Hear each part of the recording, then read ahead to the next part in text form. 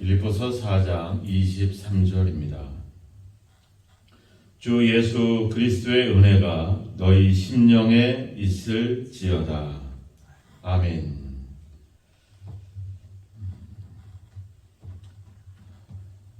우리가 믿음이라고 하는 것을 생각해 볼 때, 우리가 보통 우리가 세상에서 살다 보니까 세상적인 그런 가치관으로 이 믿음이라고 하는 것을 판단할 때가 많습니다. 아니면은 이제 이스라엘 백성들처럼 이 믿음이라고 하는 것을 하나의 율법화된 율법적인 것으로 생각할 때가 많죠. 세상은 또 율법은 내가 옳은 것을 했으면 옳은 결과가 나와야 되고, 또 내가 수고했으면 수고한 대로 대가를 받아야 되고, 또 내가 하나님의 말씀을 또 하나님의 계명을 잘 지켰으면 지킨 대로 또 복을 받아야 된다 하는 것이 율법이고, 그것이 세상에 사람들이 생각하는 그런 기본적인 이치들입니다. 즉 내가 예수님을 믿었으니까 복을 받고, 또 내가 예수님께 기도를 했기 때문에 내 문제가 해결받고, 이런 어떤 개념으로 우리가 믿음이라고 하는, 신앙이라고 하는 것을 생각하게 되죠. 그런데 예수 그리스도께서 오심으로 인해서 우리는 이제 그동안 우리가 가졌던 그런 생각들에 대한 그런 틀이 깨지기 시작을 합니다. 우리는 내가 믿었기 때문에, 내가 기도했기 때문에, 내가 하나님께 헌신을 했기 때문에 이런 생각들은 같지만, 내가 죄를 지었다라는 생각들은 자꾸 피하게 되죠. 우리가 내가 열심히 하고 내가 옳게 했기 때문에 내가 옳은 결과가 나타나야 된다는 사실을 안다면, 반대로 내가 죄를 졌기 때문에 내가 당연히 벌을 받고 내 죄값을 해결하기 위해서는 내가 죽어야 된다라고 우리 생각을 해야 되겠죠. 근데 그런 쪽은 생각을 안 합니다. 그런 것은 생각을 안 하고 좋은 것들만 생각을 하려고 하죠. 우리는 예수를 믿으면 믿을수록 더 우리의 삶도 더 풍성해지고, 또 우리가 더 어떤 사회적으로 뭔가 보란 듯이 뭔가 결과가 나타나야 되고, 그래서 내가 이렇게 해서 예수 믿고 잘된 것을 통해서 우리가 복음을 전하거나 이 은혜에 대한 이야기를 하려고 하죠. 근데 하나님의 은혜라고 하는 것은 그런 것으로 나타나지 않는다는 것을 우리는 반드시 기억을 해야 됩니다. 은혜라고 하는 것, 우리가 율법과 율법적인 사고와 반대되는 사고가 바로 은혜에 대한 생각들이죠. 은혜라고 하는 것, 즉 우리가 에베소 2장에도 가면 나오죠. 너희가 은혜로 말미암아 구원을 받았으니 이것이 너희에게서 난 것이 아니라 하나님의 선물이다. 그러니까 우리가 받은 은혜, 우리가 받은 구원이라고 하는 것은 성경에서는 하나님의 은혜다, 하나님의 선물이다 이렇게 표현하고 있어요. 너희에게서 난 것이 아니다.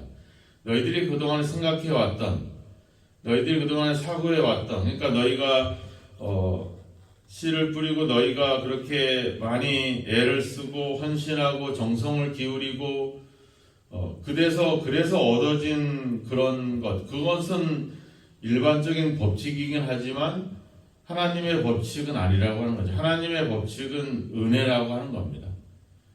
내가 생각한 것을 받을 때 그걸 우리는 은혜라고 생각하지 않아요. 내가 한 만큼, 내가 수고한 만큼, 내가 기도한 만큼 받은 결과는 그런 당연하다라고 생각을 하죠. 은혜라고 생각하지 않습니다.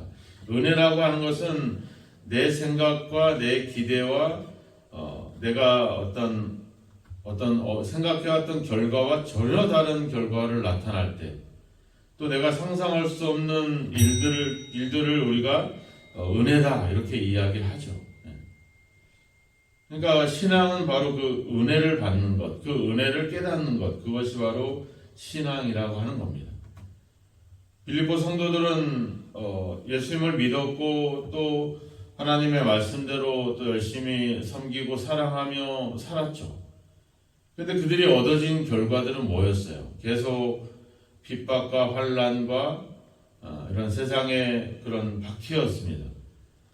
더군다나 자기에게 복음을 전하고 교회를 세웠던 그 사도가 지금은 감옥에 갇혀 있어요. 그 복음 때문에, 그 믿음이라고 하는 것 때문에 감옥에 갇혀 있습니다. 이거는 성도들에게 되게 큰 충격이죠. 왜? 사도가 갇혔다는 게 문제가 아니라 예수 믿는 사람이, 그것도 가장 예수 믿는데 제일 잘 믿는다라고 생각했던 그 사도가 어려움을 당할 때 고민이 되는 거죠. 어떻게 복음을 위해서 평생을 바치고 복음을 위해서 모든 것을 헌신한 저런 사도가 감옥에 갇혔을까? 이런 고민들. 과연 믿음이라고 하는 것이 왜 이런 결과를 만들어낼까 하는 것. 근데 사도 바울이 뭐라 했어요? 나의 매임이 오히려 복음의 진전이 됐다. 왜요? 그걸로 말미암아 더 많은 사람들이, 또 더 많은 교회들이 이 복음을 위해서 헌신하고 예수 그리스도를 증거하는 일들이 일어나죠. 어떤 사람은 진짜 좋은 마음으로 복음을 전하기도 하죠. 사도가 이제 없으니까 내가 해야 되겠다는 말 열심으로 하게 되고, 어떤 사람은 그동안에 사도 바울이 교회에 중요한 권세를 차지하고 있었는데 이참에 내가 열심히 복음을 전해서 그 바울이 가졌던 그 자리를 내가 다시 내 걸로 만들어야 되겠다, 이런 질투와 시기심으로 인해서 또 복음을 전하게 되고, 그러니까 사도 바울은 내가 감옥에 갇혀 있지만 오히려 그것 때문에 더 많은 사람들이 어떠하든지 간에 예수 그리스도를 증거하고 있으니까 나는 너무 기쁘고 기쁘다. 바로 그게 은혜인 거죠. 내가 갇혔으니까 모든 것이 안 되고 모든 것이 막히고 이제 끝이 달아야 되는데, 그게 오히려 더 많은 복음의 확장을 가져오는 것을 봤을 때 바울은 거기서 이야기하는 것, 이게 은혜다. 그래서 우리는 기뻐하는 거다. 그래서 주 안에서 기뻐하라 하는 이유가 바로 그거다. 바로 우리가 낙심하고 우리가 안 된다라고 생각했던 그것에서 하나님의 놀라운 역사가 일어나는 것. 내가 생각하고 내가 기대한 만큼 되는 것이 은혜가 아니라 그 이상의 상상할 수 없는 하나님의 은혜가 임하는 것. 우리가 죄인인데 내가 죄를 졌으니까 당연히 내가 죽어야 되는데 하나님의 아들이 와서 나를 위해서 대신 죽어지는 것. 이걸 누가 상상할 수 있겠어요? 우리는 고작 상상해봐야 소 한 마리 아니면 양 몇 마리 가지고 와서 그거 죽여가지고 하나님께 제사 드려서 내 죄가 용서됐다 하는, 그리고 누가 나한테 잘못한 게 있으면 내가 용서해 줌으로 인해서 내가 우리에게 죄 지은 자를 사하여 준 것 같이 우리 죄를 사하여 주옵소서, 그게 우리의 생각인데 하나님은 그게 아니라 하나님의 아들, 더 정확히 얘기하면 하나님 자신이 우리를 위해서 와서 우리를 위해서 죽으시는 것으로 우리의 문제를 해결해 가는 것. 이거는 우리가 상상할 수 없는 일이죠. 이게 바로 은혜라고 하는 것입니다. 내가 생각하고 내가 기대한 만큼 이루어지는 게 아니라 그 이상의. 그래서 오늘 주 예수의 은혜가 너희 심령에 있을지어다.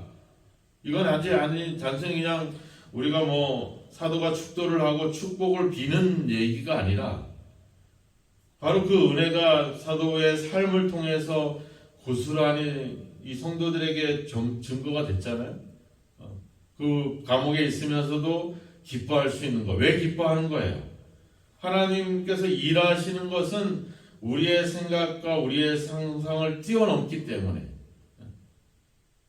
바로 그런 것들을 통해서 바울은 그 하나님의 은혜를 알게 되는 거죠. 그 은혜가 너희에게 있을지어다. 지금 이렇게 이야기를 하는 겁니다. 단순한 인사치레의 말이 아니라 우리가 깨달아야 될 진정한 은혜가 뭔가를 여기서 보여주고 있는 것이죠. 에베소 3장에 가보면 사도 바울이 에베소 성도들에게 이야기하죠. 너희의 환난이, 너희의 근심이 오히려 너희에게는 영광이다. 왜? 그래서 사도 바울이 앞에서도 4장 6절에서 이야기했잖아요. 염려하지 말고 오직 모든 일에 기도와 간구로 너희 구할 것을 감사함으로 하나님께 아뢰라. 왜? 현실을 보는 게 아니라 뭐예요? 그 현실을 통해서 하나님이 일하실 그 하나님의 은혜를 바라보게 되니까 감사하게 되는 거죠. 그 은혜라고 하는 게 뭐예요? 내가 생각하고 내가 상상한 것 이상의 하나님의 놀라운 역사를 이루어내는 것. 그거를 우리가 바라볼 수 있는 것. 그것이 바로 은혜인 거죠. 선물이 바로 그거잖아요. 내가 누구한테 선물을 받았을 때 내가 이런 선물을 받을 자격이 없는데 내가 뭐 선물 받을 일이 있었나? 뜻밖의 어떤 일이 생기는 것. 이것들이 우리에게 선물이거든요. 우리가 믿음 안에서 생활해 보면 얼마나 그렇습니까? 얼마나 큰 은혜입니까? 그것을 우리는 그때는 잘 모르는데 또 돌아보면 그때 내가 이렇게 기도했고 이런 문제가 있었는데 하나님께서 이렇게 놀랍게 역사해 주셨구나. 제가 저희 아이 기숙사 문제 때문에 고민을 했을 때 이야기했잖아요. 우리는 그저 1년 한 학기 이 정도로 우리가 생각하고 기대하고 생각하지만 하나님은 그 애를 졸업한 이후까지도 보장이 될 수 있는 그런 기숙사를 연결해 주시잖아요. 그러니까 우리가 생각한 것 이상의 하나님의 역사, 그게 바로 은혜죠. 우리가 생각한 대로 준다고 하면 그거는 은혜가 아닙니다. 그건 진짜 율법이죠. 얘기하잖아요. 그죠? 네가 내 율법을 지키면 내가 1000대까지 복을 주겠다. 하지만 율법에 불순종하면 어떻게 돼? 3, 4대 걸쳐서 내가 벌을 주겠다. 이렇게 얘기하잖아요. 그러니까 잘하면 복을 주고 못하면 벌을 주고 이게 율법이에요. 근데 이런 사고가 우리 속에도 계속 있다는 거죠. 그래서 내가 뭐를 할 때는 내가 어떤 좋은 결과가 있을 때는 내가 뭐를 해서 또 그렇게 됐다라고 생각하고 그래서 그걸 가지고 그냥 감사합니다로 끝나는 게 아니라 다른 사람한테도 그렇게 얘기하는 거야. 너 기도해. 너도 예수 믿어. 너도 그렇게 해야지 돼. 그렇게 우리는 그런 걸로 간다는 거죠. 그건 율법이죠. 우리는 그렇게 이야기해서는 안 됩니다. 우리가 문제가 있을 때, 어려움이 있을 때 우리가 할 수 있는 일은 내가 경험을 그렇게 했기 때문에 우리가 권면해야 될 것들은 하나님의 은혜가 너에게 있기를 원합니다. 당신에게 하나님의 은혜가 임하기를 원합니다. 그리고 우리가 상상할 수 없는 일들을 하나님께 기대하고 맡기십시오. 하나님께서는 당신이 생각한 것 이상의 놀라운 모습, 놀라운 결과로 그렇게 당신을 이끌어 갈 것입니다. 그래서 기도한다는 표현보다는 하나님을 더 신뢰하십시오. 하나님을 더 믿으시고 하나님이 어떻게 일하실지를 더 기대하시고 더 이렇게 하시라고. 우리가 요셉의 경우를 보면 알 수 있잖아요. 어때요? 계속해서 어려움을 당합니다. 많은 어려움들을 그냥 어린 시절부터 노예로 또 종으로 또 감옥에 갇혀서 그렇게 지내죠. 근데 그가 애굽의 총리가 나중에 되잖아요. 상상할 수 없는 일이죠. 노예로 팔려왔던 소년이 애굽의 총리가 된다. 근데 그게 더 놀라운 게 아니라 왜 그렇게 했다는 거예요. 많은 사람의 생명을 구원하기 위해서 요셉을 그렇게 하나님이 만들어 갔다는 거죠. 그런 성경에 나와 있는 그런 인물들을 보면 하나님이 참 일하시는 것이 되게 놀랍다. 상상할 수 없다. 어떻게 꼬마 소년이 그 건장한 그 장수인 골리앗을 넘어뜨릴 수 있을까? 어떻게 이 돌멩이 조만한 거 돌멩이 하나로 골리앗이 넘어질 수 있었을까? 우리가 상상할 수 없는 일이죠. 그런 일들을 행하는 것, 그것이 바로 하나님의 은혜라고 하는 것입니다. 그 은혜가 너희에게 있을지어다. 너희가 기도하고 감사하고 기뻐하면 그렇게 될 거다가 아니라 그런 하나님을 너희들이 더 신뢰했으면 좋겠다. 그런 하나님을 당신들이 더 의지했으면 좋겠습니다. 그런 하나님의 은혜가 당신의 심령에, 당신의 그 마음 중심에 깊이 그렇게 있기를 원합니다. 그런 은혜를 바라보는 것, 그 은혜를 신뢰하는 것, 그 은혜를 믿는 것, 그것이 바로 신앙이죠.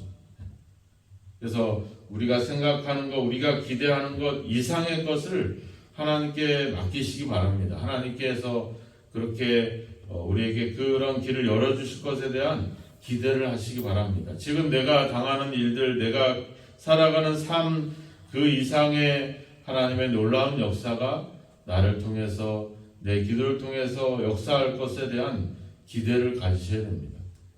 사도 바울은 지금 감옥에 갇혀서 그런 이야기들을 하고 있는 것이죠. 이것 때문에 근심하고 낙심하고 절망하지 말아라.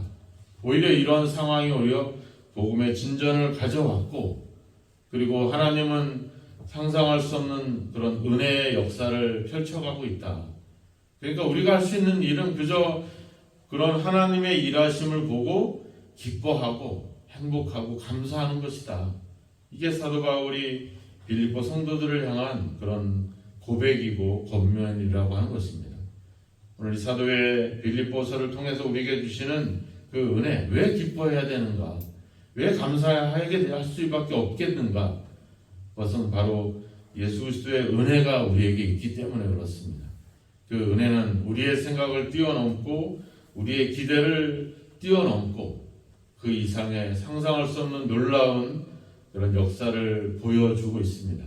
그런 하나님의 일하심, 그런 하나님의 부르심, 그런 하나님의 은혜를 더 깊이 생각하면서 어떤 상황이든지 간에 더 크게 기뻐하고 행복해하고 감사하고 즐거워할 수 있는 우리의 믿음이 되었으면 좋겠습니다. 내가 기도해서가, 내가 예배해서, 내가 하나님께 헌신해서 행복한 게 아니라 내가 생각하고 내가 한 것 이상으로 역사하실 그 하나님의 놀라우신 은혜 때문에, 그래서 그걸 바라보는 그 믿음 때문에 그래서 기쁘고 행복한 모습, 그래서 지금 현실 때문이 아니라 앞으로 하나님이 일하실 그 놀라운 하나님의 그 일하시는 것 때문에 오히려 감사하고 기뻐할 수 있는 그런 은혜를 바라보는 그런 믿음이 저와 여러분에게 항상 충만히 있기를 주님의 이름으로 축원합니다.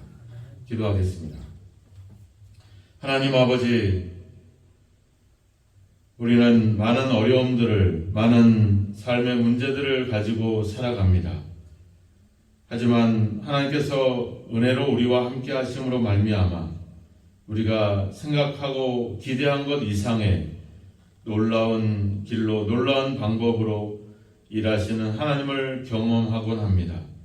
하나님, 늘 지나고 나서 은혜를 깨닫게 되는 우리의 연약함을 아버지 더욱더 긍휼히 여겨주셔서 이제는 어떤 순간에든지 하나님이 일하시고 역사하시고 함께하시고 또 은혜로 아버지 인도하시는 그런 인도하심을 바라보고 늘 감사하며 기뻐하는 우리의 삶이 되기를 원합니다.